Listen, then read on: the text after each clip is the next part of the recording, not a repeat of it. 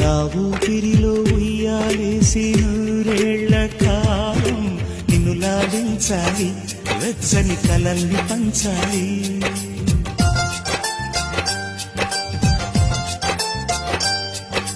నీ స్నేహంలో స్నానం చేసి నా కన్ని దేహం తరించిపోవాలి, తీయని స్వరాలు పాడాలి. పరులకు ఎన్నడు తెలియని చల్లని చెలిమితో ఈ నానురాగం నీ గుండెనేమేటని.